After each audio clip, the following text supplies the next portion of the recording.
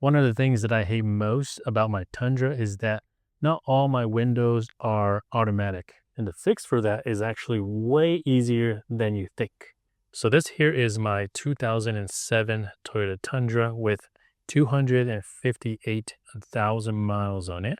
And it is just barely broken in.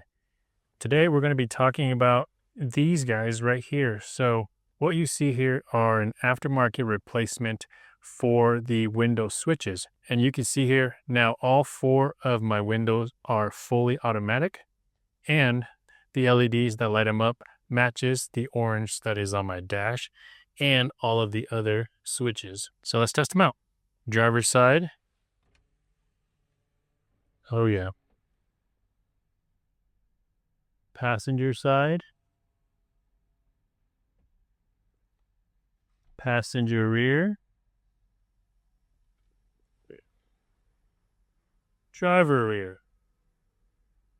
So this mod will work for all second gen Tundras that don't have the automatic window feature to begin with. And you can choose from orange, blue, green, whatever color it is. But generally you would want to match whatever your cluster and all the other factory switches are. Now, installing this is extremely easy. It took us maybe 10 minutes to do all four windows, and it's full plug and play. Now let's start with the driver's side. Driver's side. So the kit will come with a plastic pry tool, which will allow you to pry where you need to pop it off. With the driver's side, there are going to be screws that hold it in place. So go ahead and unscrew all the screws that are holding the actual switches to the actual panel. Then you can replace it with the new switches.